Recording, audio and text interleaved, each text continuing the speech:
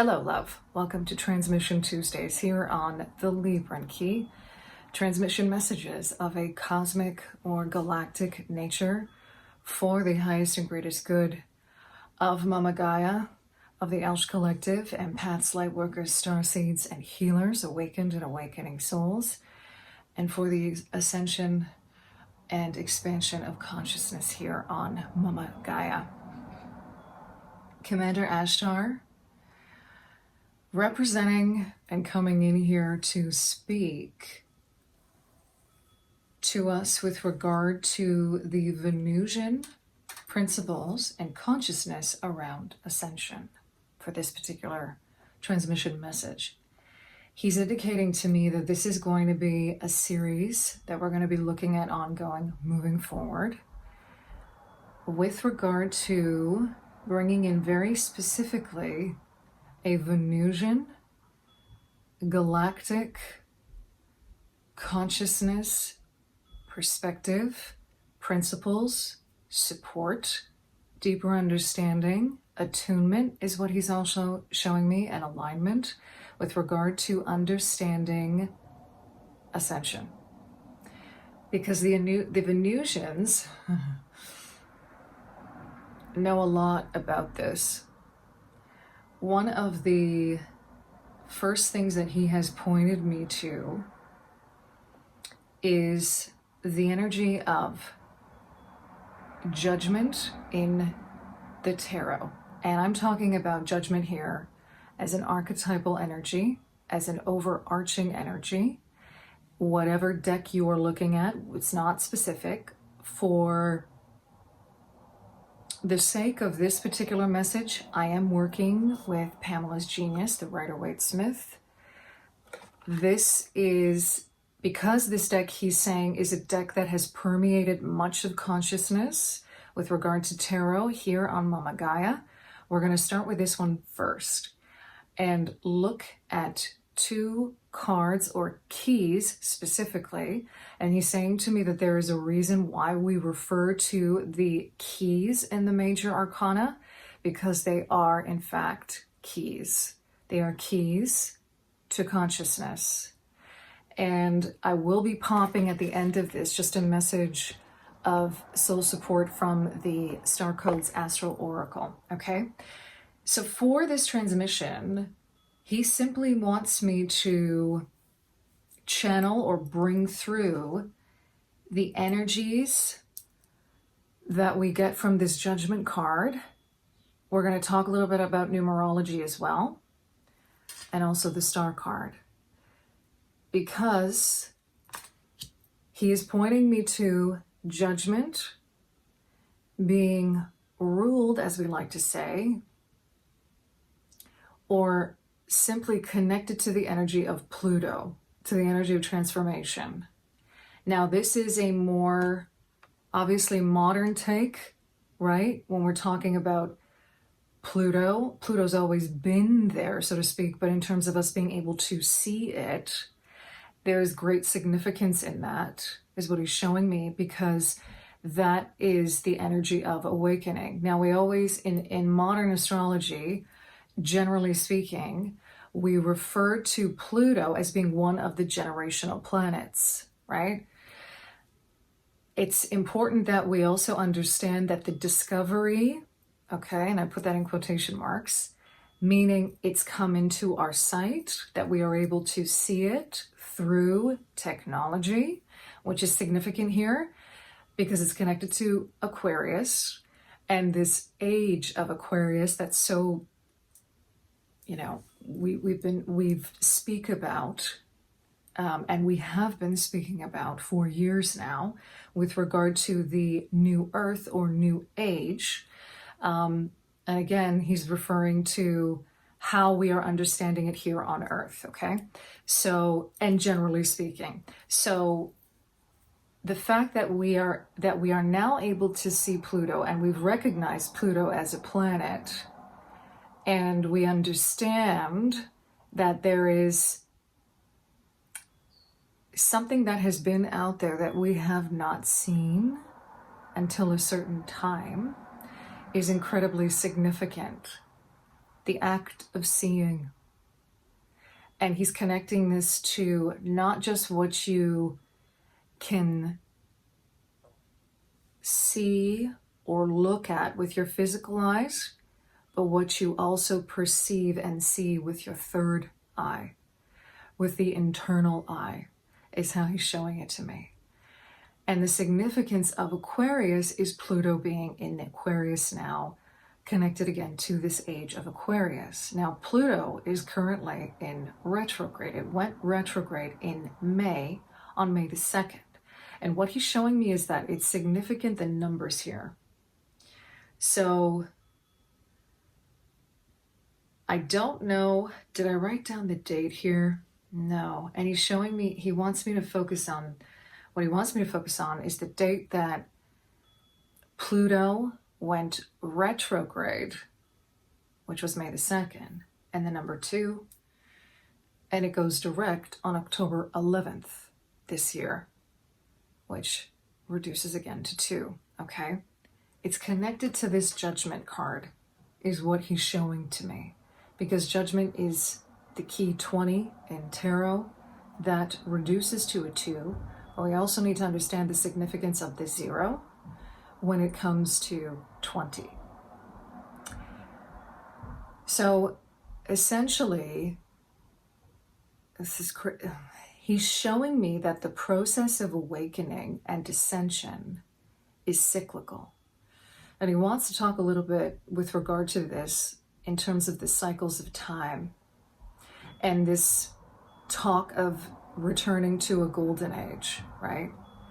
The expansion of consciousness, the ebb and flow of consciousness, and how it's constantly weaving itself in and out. This is why he's bringing in the energy of the Star card as well, because when you reduce the Star card, key 17, you get an 8. And we are currently in an 8 year.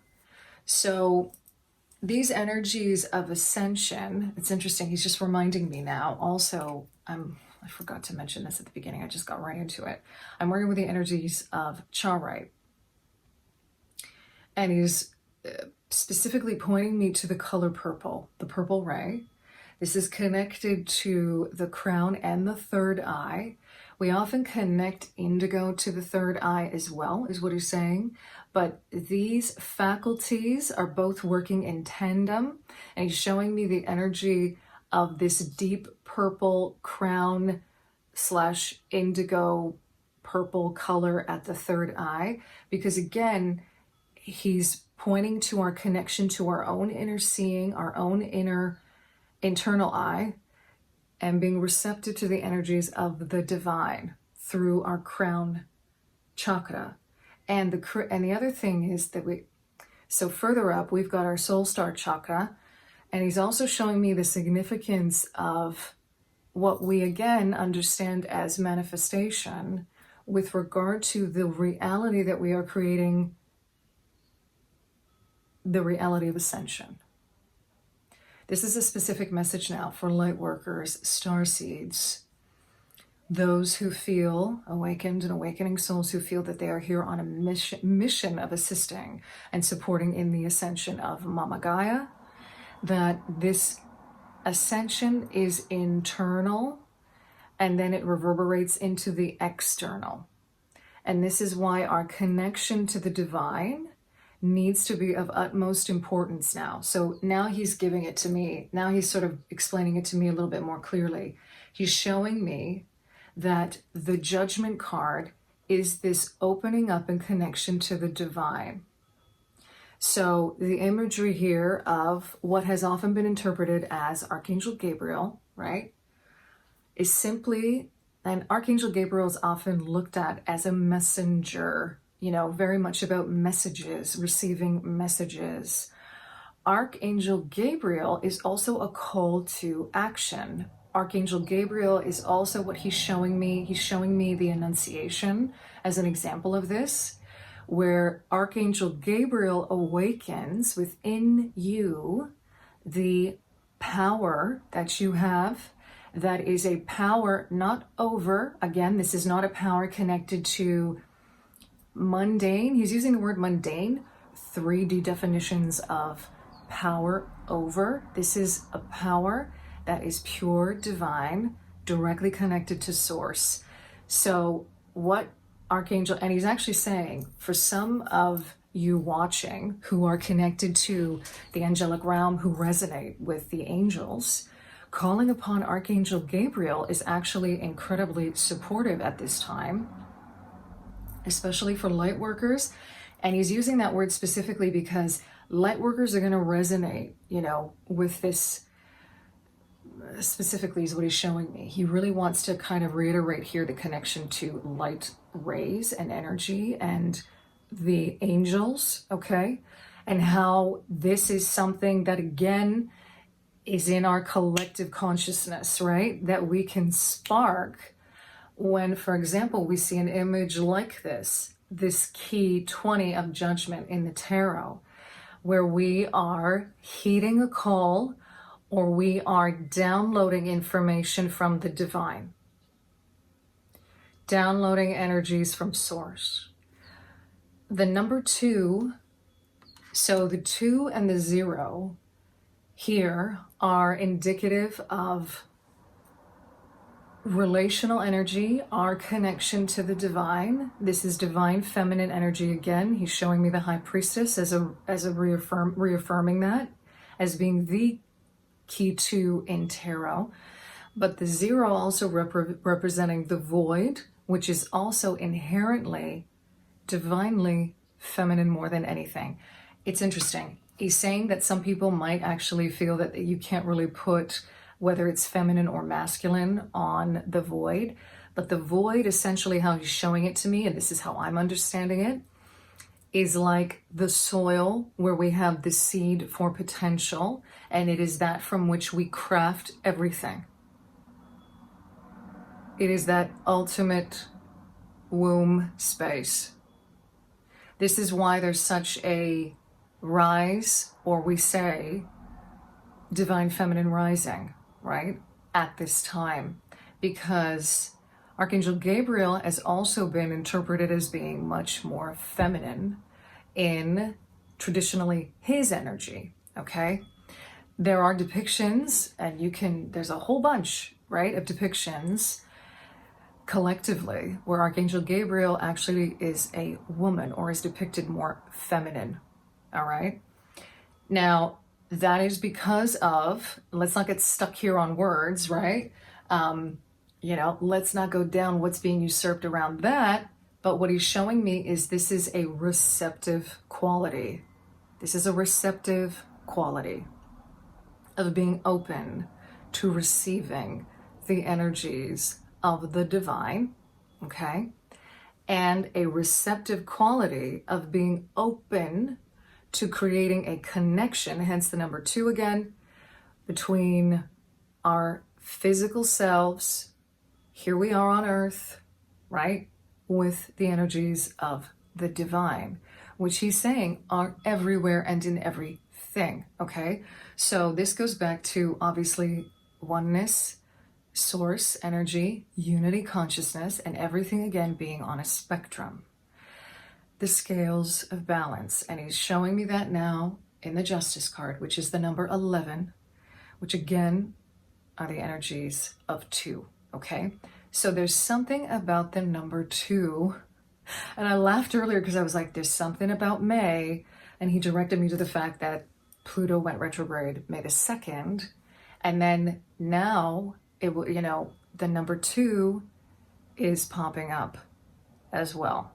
So the other thing he wants to mention here with the star card is it being an 8 year and the star reducing to an 8. 8 is also considered in numerology a more feminine number. And when you see the depiction on this card, the star card, we see a feminine figure. We see a woman, right? And what's interesting about this particular card is the significance of the shape of the star, very much being connected. He's showing me to Ashtar and the energies of Venus again, okay? So meditating upon these cards, this is where I'm going to leave it because there's a lot to take in here, and we are going to come back to this. Meditating upon these images and these cards can really help for each and every one of us to attune to these Venusian principles of ascension and find support in that, and also connecting with Archangel Gabriel, if that resonates with you, or connecting with the energies of the Venusians, whether it's the Venusian Galactic Council, the Venusians in terms of their highest and greatest consciousness, or as an energy for the highest and greatest good of humanity, of starseeds, lightworkers, empaths, and healers. Okay, always within a sacred space, always within resonance of yourself. Okay, the purple ray, he wants me to come back to that before I get to the Starcodes Astro Oracle. So Charoite, he's really connecting this energy to Pluto. He's showing me the energy of Charoite very much connected to the transformational qualities of Pluto. And he's especially reminding me here how Pluto is connected to the Greek word plutos, which means riches. There is a connection in the ancient Greek mythology around Pluto, which is often referred to as Hades, right? Or Avis. And this energy of the underworld being synonymous with the psyche, okay? And the depths of the psyche, how deep it goes, and the riches that are available to us when we make the journey. He's reminding me of Ishtar again. So I'm getting this, the journey of Ishtar into the underworld and back up again, okay? And this is connected again to the energy of Venus. And if I'm not mistaken, do we not have a Venus Cazimi happening right now? Which is totally connected again to this energy that he wants to bring through. There is something available to us at this time. 100% if that resonates with you, to connect with it, okay? So I feel like this is somehow connected to that, to the story of Ishtar, okay? Going into the underworld. I remember in the story, and I can't recall the details, but it's basically a journey where she removes all of her adornments, her clothing, to be naked and vulnerable, in order to essentially be renewed and transformed again, okay? Because she descends to ascend. And that is something that he's kind of almost giving that to us a little bit as a teaser for what we're going to be speaking about in the next installment of this, okay? So I'm going to end this reading just by popping a Starcodes Astro Oracle card for the purpose of simply soul support, okay, during this time. Neptune, vision. He's showing me the energy of Neptune. This is also another generational planet. And he's connecting this back to the third eye and vision. This is number 26. It reduces to an 8. We've got the number 8 coming up again. And does this not look a lot like a star that we see on the star card, right? Neptune also, interestingly, there's a similar energy with regard to the depths and going deep. Perception, the energies of perception and vision.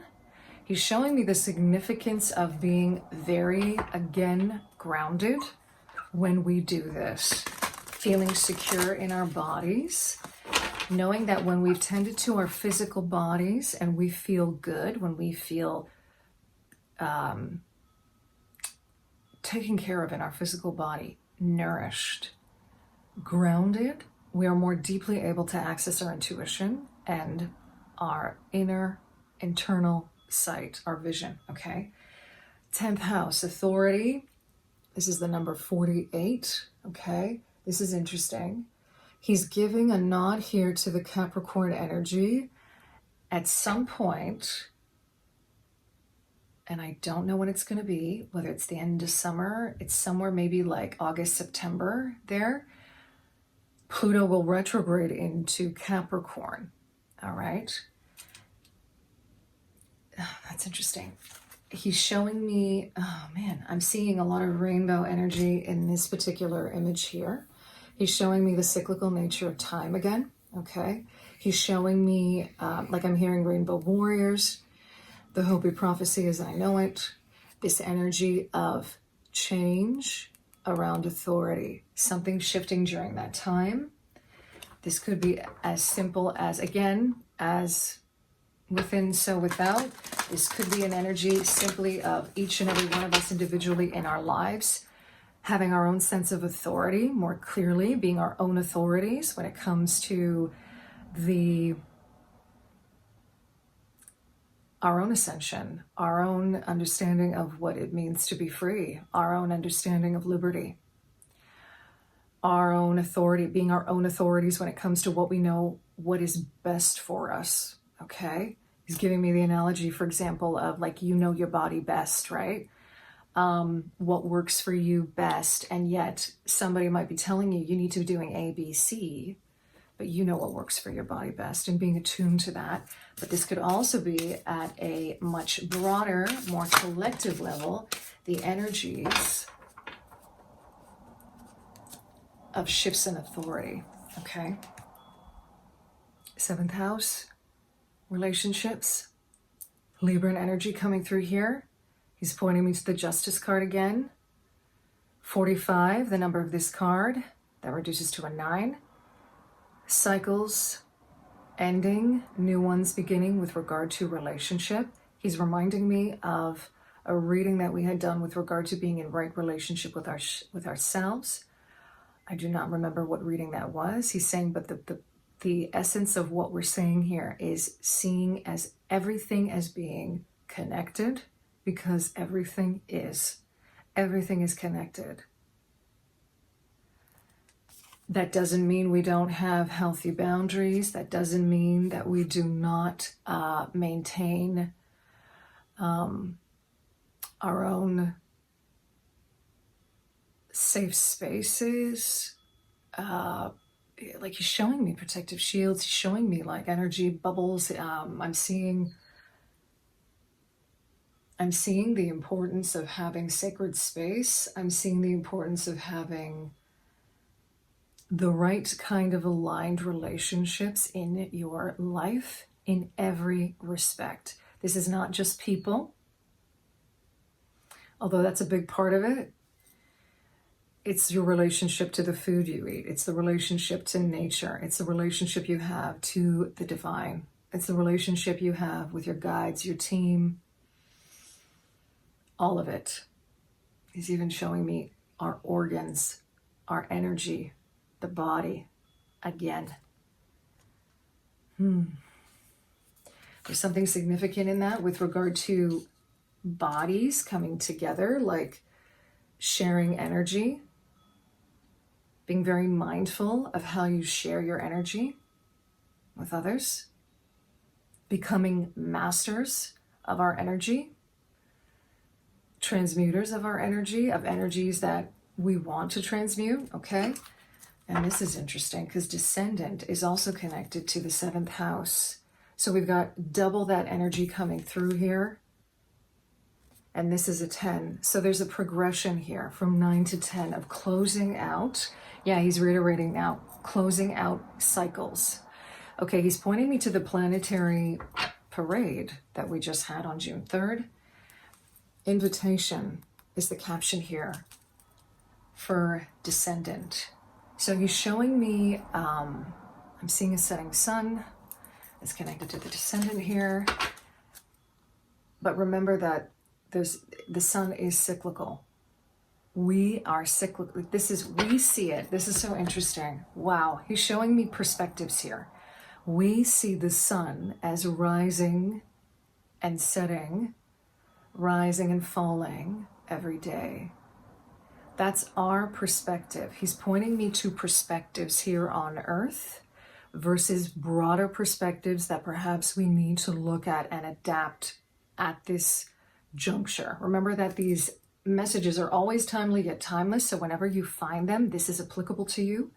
The timely part of this message, though, is with regard to what we truly see from our perspective, and then the other person's perspective or the broader perspective, and what you are essentially in alignment to. What are you in alignment to? And it's through the process of relationship that we discover those things, which is a very Libran principle, right? We've got the 7th house descendant coming out, both of these reflecting that, okay? And with that Justice card, key 11, this is the invitation that we're being given right now to weigh the scales, to look at where we are again imbalanced, where perhaps we need to swing those scales a little bit, to go through a situation where we need to learn something, where essentially it is making us grow. Because he's pointing me here to an energy of, if you hadn't gone through something, let's say it stopped before it even started, there's a part of your energy that would be wondering what would have happened if you had continued on that path. And sometimes we need to go through that path to get to a point where even if there was something at the beginning of this journey that you were doubtful of, where you may be looking back now and going, I should have known, okay? Or maybe the writing was on the wall, or maybe you were getting nudges where something seemed off, but you couldn't exactly put your finger on it. It was part of a process. It was something that you needed to go through to get to where you are now. There is something very potent about this time, especially with that planetary parade that just happened yesterday, where we are coming back into alignment. He's showing me full circle because there's a lot of cyclical energy coming through here. And he's specifically pointing me to our perspective on Earth and how we see the sun as being cyclical. Okay? Take that however it resonates for you. Yeah, he's showing me how everything works in cycles. And even the sun, it's so crazy. Even the sun has cycles of its own. And planets, as they move around stars and how they move around stars, can be different in terms of the cyclical nature and what that represents for you being on a particular planet. And understanding truly the meaning of what it is when we say solar system. Interesting. Okay, I'm going to end it there. Thank you, Commander Ashtar, to the energies of the Venusians for coming through for this message. We're going to continue this as we move forward. I thank you for being here, sharing your time, your energy with us in this space, and I'm sending you so much love wherever you are, in love and liberation always.